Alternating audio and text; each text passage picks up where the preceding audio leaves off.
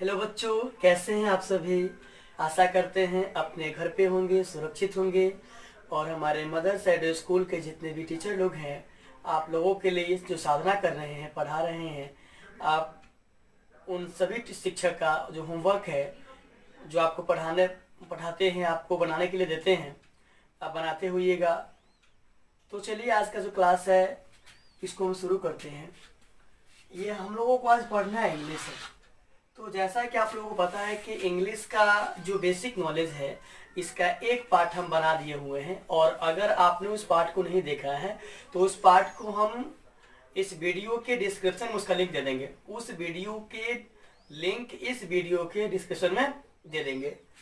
और वैसे भी थोड़ा सा चाहते इसको रिवाइज कर दें, तो थोड़ा सा रिवाइज करते, इसके बाद कहानी को आगे बढ़ाएंगे। और कोई भी बात आपको डाउट हो, ना समझ में आए, तो कमेंट कीजिएगा।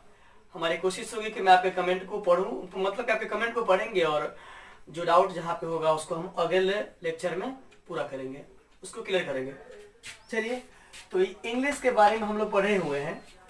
हम लोग जानते हैं कि जो आपका इंग्लिश है ये अपने आप में क्या होता है। तो आपको हम बता चुके हैं कि इंग्लिश ये अपने आप में एक लैंग्वेज है। इंग्लिश अपने आप में क्या है? लैंग्वेज है। और लैंग्वेज के बारे में जानते हैं कि लैंग्वेज का हिंदी होता है भाषा। और भाषा के बारे में आप जानते हैं कि भाषा वह माध्यम है जिसके द्वारा हम अपने हृदय के अभिव्यक्ति को व्यक्त करते हैं। Language, the medium by which we express feelings of heart, is called language. तो इंग्लिश अपने आप में क्या लैंग्वेज है? ये लैंग्वेज कितने टाइप का होता है? तो 3 टाइप का होता है। There are 3 types of language, they are following. मतलब लैंग्वेज क्या 3 टाइप होता है? रिटेन है, ओरल है एंड डिनोटिंग है। मतलब लिखित भाषा है, सांकेतिक भाषा है और मौखिक भाषा है। और आपको भी पता है कि लैंग्वेज आती कहाँ से है? साउंड से आती है। और साउंड को रिप्रेजेंट करने के लिए हम लोग जिस सिंबल का यूज करते हैं उसे बोलते हैं लेटर। और आपके बुक में हालांकि हमने बहुत चीजों को उड़ा दिया है, क्योंकि इन चीजों को आपको पढ़ना है आगे वाले क्लास में। आगे पढ़ना है कि ये साउंड जो है इंटरनेशनल फोनेटिक अल्फाबेट में 44 होता है। 44 साउंड को जो है रिप्रेजेंट करने के लिए 26 लेटर का इस्तेमाल किया गया है। तो बहुत सारी चीजें हैं, उतना डीप में नहीं जाएंगे हम। जितना आपको जानना है हम कोशिश करते हैं उससे ज्यादा जानिए, लेकिन पूरा डीप में नहीं जाइए, नहीं तो आपका माइंड थोड़ा सा आपको बाउंस करेगा। हम नहीं चाहते बाउंस करे आप। तो क्या बोलते हैं उसको, जो आपका लैंग्वेज ये कहाँ से आती है? साउंड से आती है। और साउंड को रिप्रेजेंट करने के लिए हम जिस सिंबल का यूज करते हैं उसे बोलते हैं क्या? लेटर। और आपके बुक में लिखा गया हुआ है कि a letter is the smallest unit of the word. ये बात सही भी है, लेकिन ये ऐसा क्यों होता है, इस बात को आप समझ गए। आगे बात, जो आपका लेटर है ये LETTER, इसके बारे में आपसे मैं बात करूंगा दो। इसका हिंदी पत्र भी होता है और इसका हिंदी अक्षर भी होता है। तो अभी हम लोग इसके बारे में नहीं पढ़ेंगे, अभी हम लोग अक्षर के बारे में पढ़ेंगे। और यही जो आपका लेटर है, जब इसको हम अरेंज करके लिखते हैं साथ में पूरे के पूरे 26 को, तो ये आपका बन जाता है क्या? अल्फाबेट। और ये आपका लेटर है। इसकी कैटेगरी के बारे में अगर बात करें तो ये 3 टाइप से इसको कैटेगराइज किया गया है, जिसमें से आपका एक आता है वोवेल, सेकेंड आपका आता है कॉन्सोनेंट, और इसके बाद आपका आता है सेमी वोवेल। तो ये सारी चीजें बेसिक है, आप इसके बारे में जानते होइएगा। हम थोड़ा सा लॉजिकल बात करेंगे आपसे कि जितने भी हमारे लेटर हैं इसको 3 कैटेगरी में क्यों किया गया है कैटेगराइज, मतलब क्यों इसको 3 पार्ट में बांटा गया है। तो सुन लीजिए, किसी भी लेटर को बोलने के लिए हम वोकल कोड, और वोकल कोड के इसको बोलते हैं, गले का जो स्विच है इसको बोलते हैं vocal cord. Vocal cord teeth, tongue, body और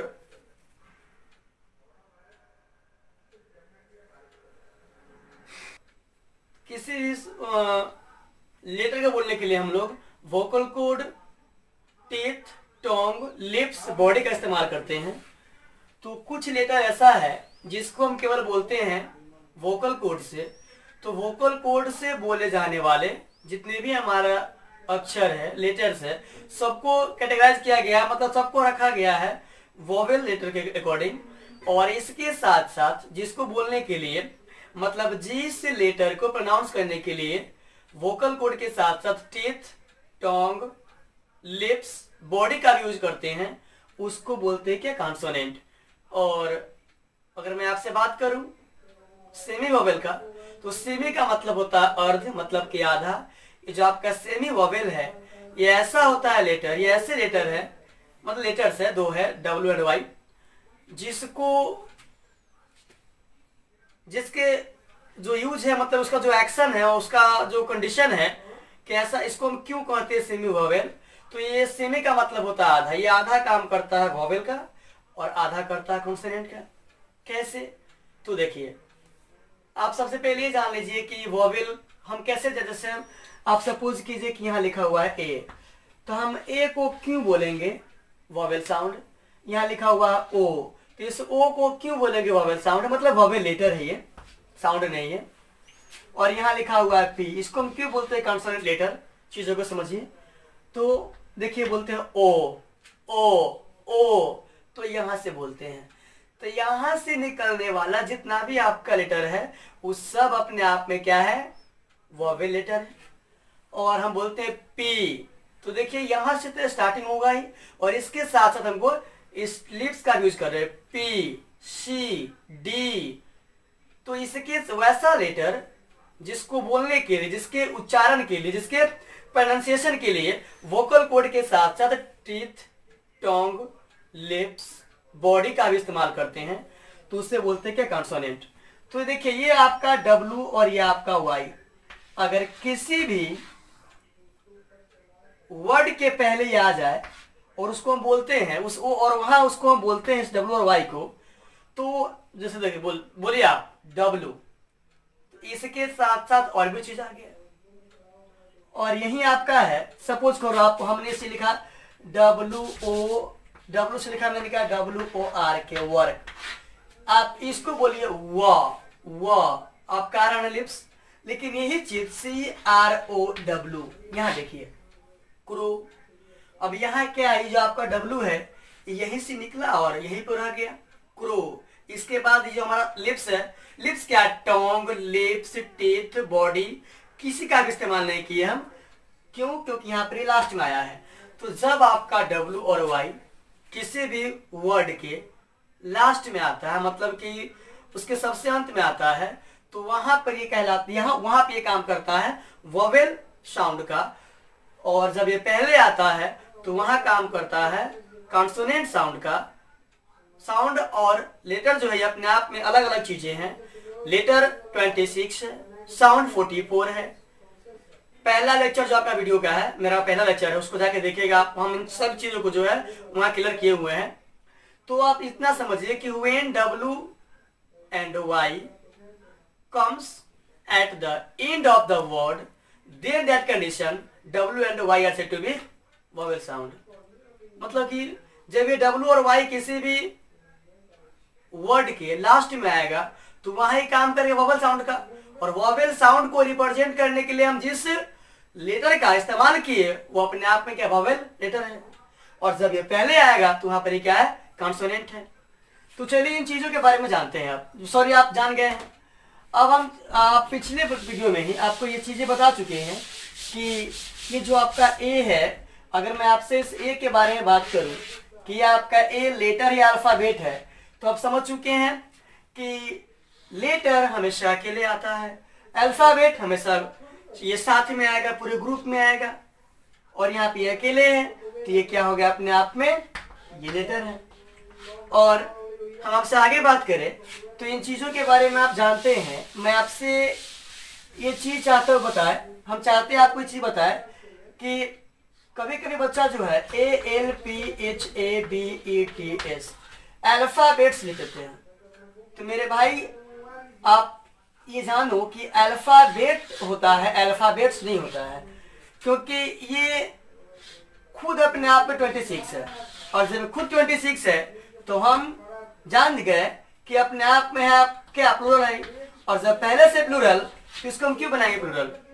तो आप अल्फाबेट्स मत लिखिएगा, हालांकि अल्फाबेट्स होता है, लेकिन अगर इसमें आप एस जोड़ दिए, अल्फाबेट्स लिख दिए, तो अब इसका हिंदी मीनिंग क्या हो जाएगा, लैंग्वेज। और अभी आप यहाँ किसका बात कर रहे हैं, टेटर का। आगे जाइएगा तो 2015 में एसएससी में एक क्वेश्चन पूछे हुआ है कि see learn alphabets only at the age of 6 years या 6। तो अब आप बोलेंगे सर ये बेसिक क्लास है, आप वहां की बात ना करें। तो हालांकि इन्हीं बेसिक चीजों को जो है आप करते क्लियर, तब जाकर के आप आगे अपने लेवल को इंप्रूव कर पाते अच्छे तरीके से, ये बात की बात है। और यही आपका लेटर जब ग्रुप में आएगा और देगा कंप्लीट मीनिंग, तो वहां ये क्या बन जाएगा, आपका वर्ड। आप देखो हमने यहाँ पे लिखा PEN, आप क्या देख रहे हैं, यहाँ 3 अक्षर का समूह है। Here we see that there are PEN, यहाँ हम देख रहे हैं कि PEN एक ये, यहाँ पे 3 अक्षर है, 3 लेटर है, और ये एक से ज्यादा है, मतलब आप बना लिया ग्रुप, और ग्रुप बनाने के बाद क्या दिया, कंप्लीट मीनिंग। और कंप्लीट मीनिंग दिया तो ये क्या बन गया अपने आप में, वर्ड। तो वर्ड को हम डिफाइन कैसे करेंगे, तो group of letters which gives meaningful sense या complete meaning is called word. और जब यही वर्ड आपका आगे जाएगा तो बनेगा आपका फ्रेज, PHRASE। फ्रेज के बारे में थोड़ी सी चीजें जान लीजिए आप।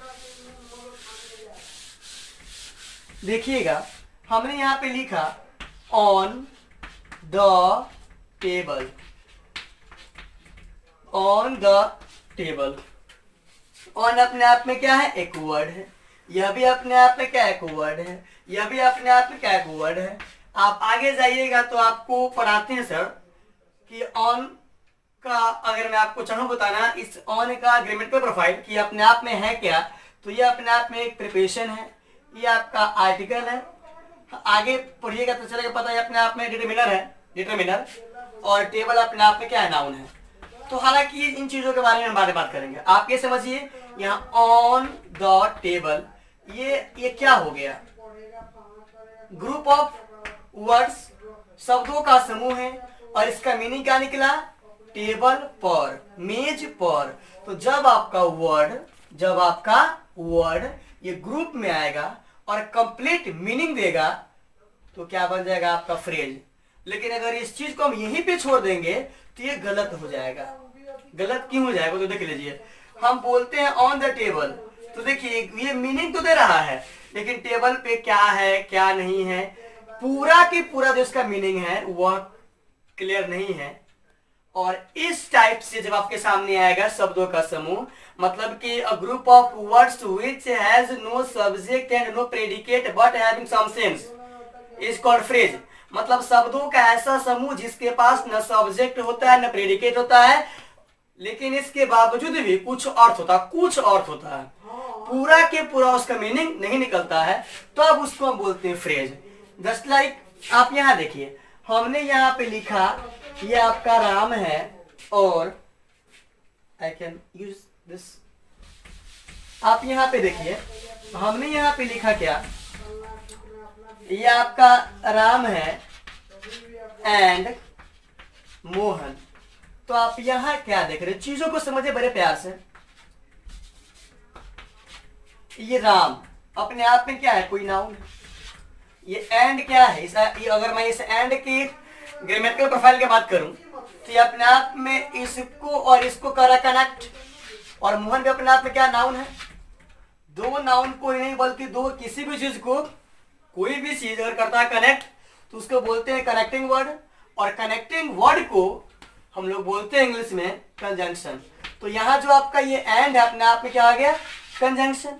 अब यहाँ देखिए राम एंड मोहन, राम और मोहन, इसका जो मीनिंग है निकल गया, लेकिन राम और मोहन क्या है, क्या कर रहा है, इसके बारे में हम क्या बात कर रहे हैं, इस तरीके से क्लियर नहीं है।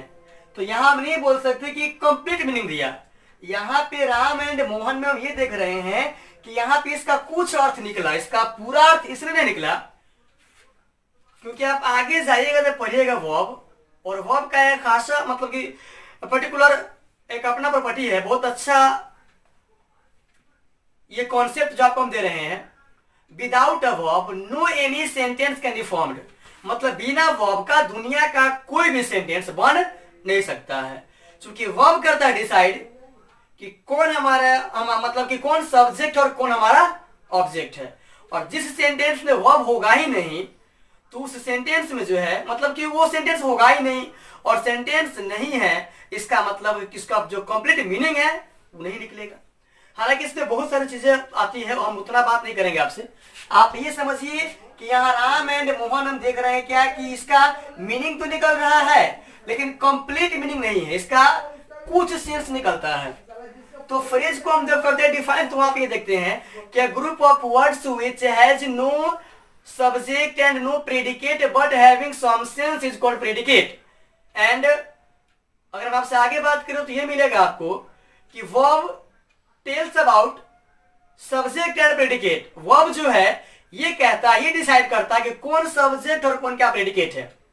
अब सब्जेक्ट के बारे में आप जानते हैं कि subject is that part of sentence about which speaker से समथिंग। सब्जेक्ट जो है ये सेंटेंस का वह भाग होता है जिसके बारे में स्पीकर मतलब वक्ता कुछ कहता है। या आप ऐसे भी बोल सकते हैं कि जब किसी नाउन या pronoun when a noun or pronoun is used before a verb then that condition that noun or pronoun is called subject of given sentence। अगर किसी नाउन या प्रोनाउन का यूज किसी वर्ब से पहले किया जाएगा मतलब कि नाउन या प्रोनाउन का यूज सेंटेंस में वर्ब से पहले किया जाएगा तो हम उसको बोलते हैं कि सब्जेक्ट है, और वर्ब के बाद आएगा तो क्या बनेगा आपका ऑब्जेक्ट बनेगा ये। और आपके पास न सब्जेक्ट है न ऑब्जेक्ट है, क्यों नहीं है? तो क्योंकि वर्ब नहीं है, और वर्ब नहीं है तो कंप्लीट मीनिंग देगा नहीं, और कंप्लीट मीनिंग दिया ही नहीं then how can you say that. तो आप कैसे कहेंगे कि अपने आप में परफेक्ट मीनिंग को दे रहा है या अपने आप में मतलब कि सेंटेंस है। ये सारी चीजों के बारे में आप आगे जाएंगे पढ़ेंगे। अभी आप ये काफी जूनियर चीजें हैं, जूनियर क्लास का है, तो नहीं चाहते उन सारी चीजों को बताकर के आपको कंफ्यूज करे या आपको वहां तक पहुंचाए। जितना जानना है हमारी कोशिश है कि आपको मुझसे से ज्यादा दे रहे हैं। फिर भी अगर आपको ऐसा लगेगा कि सर एकदम डीप में पढ़ाइए या ये चीज क्या होता है, ये चीज नहीं, ब्रह्मांड का कोई क्वेश्चन होगा इंग्लिश करना चाहिए, यूनिवर्स का ब्रह्मांड का कोई क्वेश्चन होगा, भूकंप है या क्या बोलते हो उसको ग्रामेटिकल पोर्शन है, जो कुछ भी है आपको जहां करेगा डाउट वहां आप पूछिएगा, कमेंट कीजिएगा। मैं हर संभव प्रयास करूंगा आपके कमेंट का आंसर देने का। तो चलिए, और यही फ्रेज आपका वो जो वर्ड है फ्रेज के बाद बनता है क्लाउज। अब थोड़ा सा इस क्लाउज के बारे में जान लीजिए आप। हमारे बहुत सारे जो है टीचर लोग, हमारे गुरुदेव कुछ बोलते हैं क्या ये क्लाज है, कुछ बोलते हैं क्लॉज है, कुछ बोलते हैं क्लाउज है। लेकिन मैं आपसे ये चाहता हूं कहना कि कोई भी वर्ड, किसी भी वर्ड का प्रोनाउंसिएशन अगर आपको नहीं आएगा, if you don't know pronunciation of any word then you can go on Google and search there. किसी भी वर्ड का उच्चारण क्या होगा अगर आपको नहीं आएगा, गूगल पे जाओ, आप वहां पे सर्च करोगे साउंड वाले कंडीशन में तो उसको बोलेगा वो। ये अपने आप में क्लाउज है। अब वर्ड के बाद आपको वर्ड से क्या बन गया आपका, एक बार सुनिएगा ध्यान से। इंग्लिश अपने आप में क्या है, लैंग्वेज। ये कहां से आती है, साउंड से आती है। साउंड को रिप्रेजेंट करने के लिए हम जिस सिंबल का यूज करते हैं उसे बोलते हैं क्या, लेटर। लेटर जो है ये जब कंप्लीट मीनिंग देगा तो क्या कहलाएगा आपका, वर्ड। अब ये वर्ड जब आपका देगा कुछ मीनिंग, पूरा के पूरा कंप्लीट मीनिंग ये नहीं देता है, तो वहां क्या बनेगा आपका ये फ्रेज। आगे जाइएगा तो पढ़ना पड़ेगा आपको। फ्रेज का आपका 3 टाइप है, मतलब 3 काइंड है, नाउन फ्रेज है, एडजेक्टिव फ्रेज है, एडवर्ब फ्रेज है। ये सारी बातें आपसे नहीं करेंगे हम। फ्रेज के बाद ये वर्ड क्या बन गया आपका, क्लाउज। अब क्लाउज का हिंदी क्या होता है, उपवाक्य। सेंटेंस का हिंदी क्या होता है, वाक्य। तो मतलब सेंटेंस से पहले इसको पढ़ना है तो पढ़िए और जानिए क्लाउज अपने आप में होता क्या है। तो क्लाउज को जानने के लिए आपको एक छोटा सा ग्रुप ऑफ वर्ड्स यहां लिखेंगे हम, और यहां इस कॉन्सेप्ट को अगर आप समझ जाइएगा तो क्लाउज को डिफाइन कर पाइएगा और आपको समझ में आ जाएगा। हमने यहां पे लिखा क्या, राम इट्स, और हमने यहां पे क्या लिखा, राम eats an apple या राम eats an apple या a mango। चीजों को समझिए आप। हम आपसे पूछते हैं ये क्या है, इसको भी बोलते हैं आप सेंटेंस। ये क्या है, इसको भी बोलते हैं आप सेंटेंस। आप सबसे पहले ये जानिए कि सेंटेंस होने के लिए क्या क्या होना जरूरी है। मतलब what are the essential things for being a sentence. एक सेंटेंस होने के लिए आपके पास क्या चाहिए, और अगर वो चीज उसके पास नहीं है तो वो सेंटेंस नहीं होगा, होगा तो सेंटेंस होगा। पहले आप ये देख लीजिए कि इसमें और इसमें दोनों में क्या डिफरेंस है। तो यहां हम ये देख रहे हैं इट्स, ये अपने आप में क्या है, वर्ब है। वर्ब से पहले अगर आता है कोई नाउन या प्रोनाउन तो वो क्या बन जाता है, सब्जेक्ट। इसका मतलब ये है कि यहाँ का जो आपका राम है ये अपने आप में क्या है, सब्जेक्ट है, और आपका इट्स का हो गया, वर्ब हो गया। मतलब इसके पास दो ही चीज है। आप यहाँ पे आ जाओ, इसमें क्या देख रहे हैं आप, सब्जेक्ट भी है, क्या देख रहे हैं आप, वर्ब भी है, और सब्जेक्ट और वर्ब दोनों मिलकर के जो काम करता है उसे बोलते हैं क्या, ऑब्जेक्ट। मतलब ये क्या हो गया आपका, ऑब्जेक्ट। इसको मत कहिएगा ऑब्जेक्ट, ओ का जो आपका साउंड ये निकलता है आ। जॉब, जॉब नहीं job. Option, college, sweet heart, hot नहीं बोलते, हार्ट। तो चलिए ये बात की बात, यहां देखिए आप, यहां हम देख रहे हैं इसके पास सब्जेक्ट भी है, वर्ब भी है और ऑब्जेक्ट भी है, लेकिन यहाँ क्या है, केवल सब्जेक्ट और वर्ब है। तो चीजों को समझिए। आज के बाद से आपसे पूछा जाएगा कि एक सेंटेंस होने के लिए क्या क्या होना जरूरी है, तो आपको ये बोलना है कि ग्रुप ऑफ वर्ड्स को आपके सामने जब शब्दों का समूह आएगा तो वो सेंटेंस तब होगा जब उसके पास सब्जेक्ट भी होगा, वर्ब भी होगा, ऑब्जेक्ट भी होगा। इसका मतलब ये कि ये आपका सब्जेक्ट है और राम इट्स ये आपका सब्जेक्ट, सॉरी ये आपका सेंटेंस है, लेकिन ये आपका सेंटेंस नहीं है, क्योंकि सेंटेंस होने के लिए आपको सब्जेक्ट, वर्ब और ऑब्जेक्ट तीनों चाहिए, जो इसमें है लेकिन इसमें नहीं है। तो इसको हम बोलते हैं क्या, क्लाउज। अब क्लाउज को हम यहाँ पे डिफाइन कैसे करेंगे वो सुन लीजिए। Clause is that part of sentence which has subject and predicate of its own. Clause जो है ये सेंटेंस का वह पार्ट होता है जिसके पास अपना सब्जेक्ट और अपना प्रेडिकेट होता है।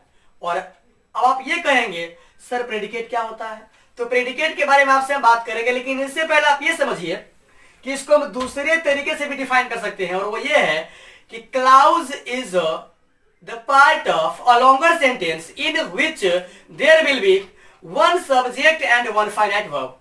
मतलब क्लाउज जो है एक लंबे सेंटेंस का पार्ट होता है जिसके पास अपना सब्जेक्ट और जिसमें एक सब्जेक्ट और एक फाइनाइट वर्ब होता है। अब आपको जानना ये है कि आप अब ये बोलेंगे कि सर हम लोग अभी now we are studying about clause, अभी हम लोग जो है स्टडी कर रहे हैं क्लाउज के बारे में, लेकिन आप ये बता दिए कि जो हमारा क्लाउज है ये किसी लंबे सेंटेंस का एक पार्ट होता है जिसके पास एक सब्जेक्ट और एक फाइनाइट वर्ब होता है। तो सब्जेक्ट के बारे में हम जान गए, कि यहाँ पे सब्जेक्ट तो है, लेकिन मैं सब्जेक्ट का मैं बताऊंगा आपको या बनाऊंगा एक क्या बोलते हैं स्पेशल वीडियो। बहुत बच्चे फंस जाता है क्योंकि बहुत सारे बुक में लिखा हुआ है, कुछ हमारे गुरुजी बोलते हैं कि हु का निकलता है सब्जेक्ट, उसको हु का जो होता है आंसर उसको बोलते हैं सब्जेक्ट। कुछ गुरुजी ये कहते हैं कि अगर कोई नाउन या प्रोनाउन जो है वर्ब से पहले है उसे बोलते हैं सब्जेक्ट। कुछ ये कहते हैं कि सब्जेक्ट का हिंदी होता है कर्ता, जो काम करता उसे बोलते हैं सब्जेक्ट। कुछ ये बोलते हैं कि अगर एक वर्ब से पहले जो है अगर 10 नाउन आ जाएगा या 5 नाउन आ जाएगा तो वहां हम कैसे करेंगे आइडेंटिफाई कि हमारा जो रियल सब्जेक्ट होगा वो कौन है। कुछ ये बोलते हैं कि व्हाट का आंसर जो है वह भी कहलाता है हमारा सब्जेक्ट। तो इसलिए जो है हम आपको बताएंगे कि सब्जेक्ट का जन्म कैसे होता है, कहां से होता है, ये क्यों आया है, कैसे आया है, मतलब कि इसका बना के देंगे आपको हम स्पेशल वीडियो। अगर आप जानना चाहते हैं, if you want to know deep knowledge about subject, then you will comment अगर आपको सब्जेक्ट के बारे में डीपली चाहिए नॉलेज तो आप कमेंट कीजिएगा, कमेंट करेंगे, हमारी कोशिश होगी बनाने का, बनाएंगे। आप फिलहाल ये जानिए कि सब्जेक्ट के बारे में आप जान गए हैं कि यहाँ जो है इस सेंटेंस में राम अपने आप में नाउन है और दुनिया का कोई भी नाउन अगर वर्ब से पहले आता तो बनता क्या आपका सब्जेक्ट, और यहाँ जो आपका राम है क्या बन गया आपका सब्जेक्ट। लेकिन इस इट्स के बारे में जानिए, यहाँ का जो इट्स है अपने आप में वर्ब है। अब आपको जानना पड़ेगा कि वर्ब क्या होता है, इसके बाद जानना पड़ेगा कि फाइनाइट वर्ब क्या होता है। तो हम जितना यहाँ जानना जरूरी है उतना आप जान लीजिए। वर्ब का मतलब होता है, वर्ब अपने आप में एक्शन वर्ड है। यह हर जगह जरूरी नहीं है कि एक्शन को शो करेगा, कहीं स्टेट, कहीं पोजीशन, स्टेट ऑफ बीइंग, कहीं स्टेट, कहीं पोजीशन, कहीं इवेंट, मतलब कहीं एक्शन, इन सारी चीजों को दिखाता है ये। इसीलिए इसको हम डिफाइन कर सकते हैं ऐसे कि verb is a word which denotes event of an action, position and state. मतलब वर्ब जो है ये एक शब्द होता है जो एक्शन को, पोजीशन को, स्टेट को, इन सारी चीजों को दिखाता है। हालांकि वहां पे कैसे दिखाता है हम वहां बताएंगे आपको कि वर्ब का जो पार्ट है दो ही क्यों है, तीन का है नहीं है, चार का है नहीं है। इसके बाद आपसे जो है बहुत सारी बातें करेंगे, लेकिन आहिस्ता आहिस्ता जब ये क्लास आपका आगे जाएगा तो वहां बताएंगे कि वर्ब आपका क्यों आया, वर्ब का जन्म जो है किस वर्ड से हुआ है, वह वर्ड अपने आप में क्या है। अगर मैं आपसे ये बोल दूंगा कि जो हमारा गोइंग है ये वर्ब है कि एक्शन वर्ड है तो बच्चा फंस जाएगा, उसको ये बात पता नहीं है कि वर्ब और एक्शन वर्ड जो है ये दोनों अलग चीजें हैं, सेम चीजें हैं। तो बहुत सारी चीजें जितना ज्यादा पढ़ेंगे आप उतना आपको लगेगा नथिंग, हम कुछ नहीं है, अभी हमको और पढ़ना है, अभी हमको और कुछ करना है, अभी हम कुछ जानते ही नहीं है। तो हमारी कोशिश से धीरे धीरे धीरे धीरे चीजों को आगे ले जाए। तो चलिए बात की बात है, आप फिलहाल ये जानिए फाइनाइट वर्ब का हिंदी होता सीमित क्रिया। और अगर मैं फाइनाइट वर्ब के बारे में बात करना चाहूं तो आप ये जानिए फाइनाइट वर्ब जो ये हमेशा सब्जेक्ट के जस्ट बाद आता है और ये सब्जेक्ट के नंबर, पर्सन एंड टेंस के अनुसार अपने आप को चेंज कर लेता है। तो आप इसको डिफाइन कर सकते हैं ऐसे, finite verb is that which can change itself according to the क्या बोलते हैं number, person and tense of its subject. एक बार फिर से सुनिए, finite verb is that which can change itself according to the number, person and tense of its subject। मतलब ये कि फाइनाइट वर्ब जो है यह वैसा क्रिया होता है, वह वर्ब होता है जो अपने आप को हमेशा सब्जेक्ट के नंबर, पर्सन एंड टेंस के अनुसार चेंज कर लेता है। कुछ कंडीशन ऐसा है जहां बताएंगे कि वहां चेंज नहीं करता है, उसके बारे में आपसे बात करेंगे हम। चलिए तो यहां देखिए सर आपका जो यहाँ का इट्स है ये फाइनाइट वर्ब है कि नहीं है। तो आप बताइए क्या इस इट्स में से हम इस एस को हटा देंगे तो ये जो हमारा क्लाउज का जो स्ट्रक्चर है क्या सही होगा? नहीं होगा। इसलिए सही नहीं होगा क्योंकि हम जानते हैं राम के बारे में कि राम आपका किसी व्यक्ति का नाम है, अपने आप में सिंगल नाउन है। And we also know that according to the rule of subject verb agreement that singular verb is always used with singular subject. हालांकि इसका कुछ कंडीशन ऐसा जहां पे सब्जेक्ट वर्ब अग्रीमेंट का जो रूल है वह अप्लाई नहीं होता, कुछ ही कंडीशन ऐसा वह बात करेंगे आपसे हम। फिलहाल आप अभी ये जानिए कि जब आप आगे जाएंगे तो पढ़ेंगे सिंटेक्स, उसी को बोलते हैं सब्जेक्ट का वर्ब के साथ अग्रीमेंट। तो सब्जेक्ट का वर्ब के साथ अग्रीमेंट ये है कि सब्जेक्ट का नेचर जैसा होगा हम उसके बाद आने वाले वर्ब को ऐसा ही लेंगे। यहाँ बोलते हैं राम, ये किसी एक ही व्यक्ति का नाम है, ये अपने आप में सिंगुलर सब्जेक्ट है और जब दिया गया जो हमारा सब्जेक्ट सिंगुलर है तो उसके बाद जो आने वाला हमारा वर्ब होगा वह भी कैसा होगा? सिंगुलर। लेकिन जो हमारा इट है अगर मैं इसके बारे में बात करूं तो ये अपने आप में V1 है और V1 के बारे में जानते हैं ये प्रेजेंट का प्लूरल फॉर्म होता है और यहाँ पे हम प्लूरल वर्ब का इस्तेमाल सिंगुलर सब्जेक्ट के साथ नहीं कर सकते हैं। मतलब यहाँ पे आपका इट्स आएगा, इट्स क्यों आएगा? तो जैसा सब्जेक्ट वैसा वर्ब। तो आपने यहाँ क्या देखा, ये अपने आप को सब्जेक्ट के अनुसार क्या कर लिया, चेंज कर लिया। हालांकि हम देना चाहेंगे तो बहुत सारा एग्जाम्पल है और एग्जाम्पल देना क्यों चाहेंगे एक बार आप इसके बारे में देख ही लीजिए। हमने यहाँ पे लिखा है सेंटेंस, चीजों को देखिएगा आप। हमने यहाँ पे क्या लिखा, राम इट्स अ मैंगो। हमने यहां पे क्या लिखा, यू ईट अ मैंगो। अब आप इन दोनों में जो है डिफरेंस देखो, यहां राम के साथ इट्स है, यहां यू के साथ ईट है। ये अपने आप में क्या है, V1 है। ये अपने आप में क्या, V5 है। इसका ग्रामेटिकल प्रोफाइल क्या है, तो प्रेजेंट का सिंगुलर फॉर्म है। इसका क्या है, तो प्रेजेंट का प्लूरल फॉर्म है। इसका मतलब क्या हुआ कि जो आपका यू है, ये जो आपका यू है, इसके साथ हमेशा आपका आएगा प्रेजेंट में V1। तो हमने क्या लिया, V1 को।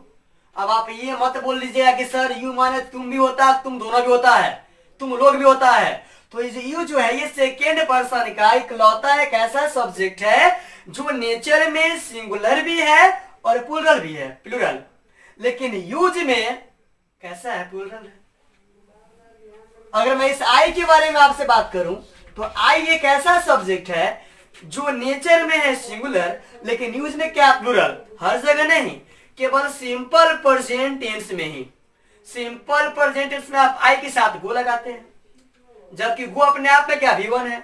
V1 क्या है, प्रेजेंट का प्लूरल फॉर्म है। आई माने क्या, मैं माने क्या, अकेला आदमी। अकेला मतलब क्या, एक वचन। एक वचन मतलब क्या, सिंगुलर।